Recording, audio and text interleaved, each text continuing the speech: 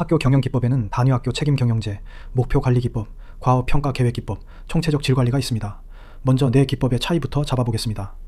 단위학교 책임경영제는 학교에 운영 권한을 주고 그 결과에 책임을 지게 하는 제도입니다.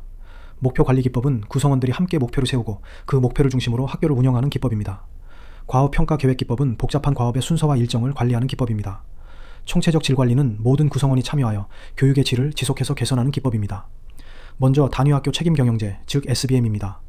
단위학교 책임경영제는 교육행정기관이 가지고 있던 학교 운영권을 단위학교에 대폭 위임하여 학교가 자율적으로 운영하도록 하고 그 운영 결과에 대해서도 학교가 책임을 지게 하는 제도입니다. 핵심은 자율성과 책무성입니다. 자율성은 학교가 학생과 지역의 특성에 맞게 교육과정과 인사, 예산 등을 운영할 수 있도록 권한을 보장하는 것입니다. 책무성은 학교가 자신이 내린 결정과 운영 결과를 설명하고 책임지는 것입니다. 따라서 단위학교 책임경영제에서 자율성과 책무성은 함께 작동해야 합니다. 권한을 위임받은 만큼 그 권한을 어떤 목적으로 사용했고 어떤 결과가 나타났는지를 학교가 설명할 수 있어야 합니다. 단위학교 책임경영제의 장점은 수요자 중심 교육, 교육의 효율성, 교육 자치입니다.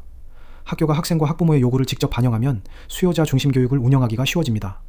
학교의 사정을 잘 아는 구성원이 직접 결정하기 때문에 인력과 예산도 필요한 곳에 효율적으로 활용할 수 있습니다.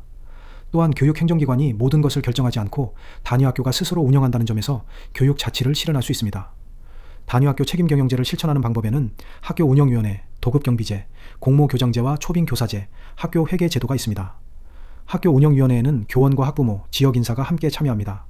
다양한 학교 구성원이 학교 운영에 참여하여 의사결정의 민주성과 투명성을 높이는 것입니다.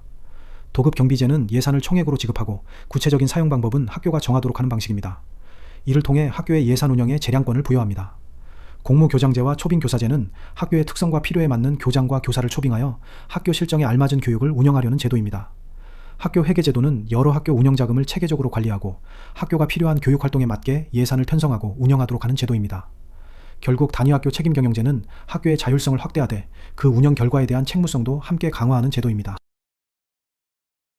다음은 목표관리기법, 즉 MBO입니다. 목표관리기법은 1954년 드러커가 제안했고 이후 오디온이 체계화했으며 이반 세비치가 추가로 연구한 경영기법입니다. 목표관리기법에서는 조직 구성원들이 공동으로 목표를 설정합니다. 그런 다음 역할과 책임을 나누어 목표를 실천하고 그 성과를 평가하여 피드백합니다. 필요한 경우 평가 결과를 보상과 연계할 수도 있습니다. 이 기법의 전체 흐름은 공동 목표 설정, 역할 분담, 실행, 성과 평가로 이해하면 됩니다. 먼저 교장과 교사들이 함께 학교의 교육 목표를 설정합니다. 구성원들이 목표 설정에 직접 참여하면 자신이 세운 목표라고 느끼기 때문에 책임감과 참여의식이 높아질 수 있습니다. 목표는 구체적이고 분명해야 합니다. 목표가 막연하면 구성원들이 무엇을 해야 하는지 판단하기 어렵습니다. 어떤 결과를 언제까지 달성할 것인지 분명하게 정해야 역할과 책임도 명확하게 나눌 수 있습니다. 목표를 정한 뒤에는 구성원별로 역할과 책임을 분담하고 목표 달성에 필요한 자원과 예산을 배분합니다. 일정한 기간이 지나면 미리 정한 기준에 따라 목표를 어느 정도 달성했는지 평가하고 피드백합니다. 목표관리기법의 장점은 목표에 대한 집중, 의사소통의 활성화, 역할 갈등의 해소입니다. 학교의 활동과 예산을 공동으로 설정한 교육 목표에 집중할 수 있기 때문에 학교 운영의 효율성이 높아집니다. 목표를 설정하고 역할을 나누는 과정에서 교직원 사이의 의사소통도 활발해질 수 있습니다. 또한 누가 어떤 일을 맡고 어디까지 책임져야 하는지가 분명해집니다. 그 결과 역할이 겹치거나 서로 책임을 미루는 역할 갈등을 줄일 수 있습니다. 하지만 학교 교육에 목표관리 기법을 적용할 때는 세 가지 한계를 주의해야 합니다. 첫째, 단기간에 달성할 수 있고 측정하기 쉬운 목표가 지나치게 강조될 수 있습니다. 학교 교육은 학생의 전인적 성장처럼 오랜 시간이 필요하고 수치로 측정하기 어려운 목표도 추구합니다. 이런 교육 목표가 소홀해질 수 있습니다. 둘째, 목표를 설정하고 성과를 계속 기록하여 보고해야 하므로 교직원의 업무 부담이 커질 수 있습니다. 셋째, 계량적인 성과만 강조하면 교육의 질적인 측면이 저해될 수 있습니다. 시험 점수처럼 숫자로 나타나는 결과에만 집중하면 학생의 태도와 가치관, 사회성처럼 수치로 표현하기 어려운 교육 성과를 놓칠 수 있습니다. 따라서 목표관리 기법을 학교에 적용할 때는 구체적인 목표를 설정하되 교육의 질적이고 전인적인 목표도 함께 고려해야 합니다.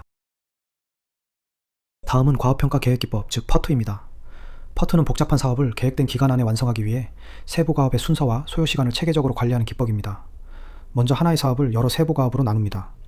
그런 다음 어떤 과업이 먼저 끝나야 다음 과업을 시작할 수 있는지 선호 관계와 의존 관계를 파악합니다. 각 과업을 수행하는 데 필요한 시간도 추정합니다.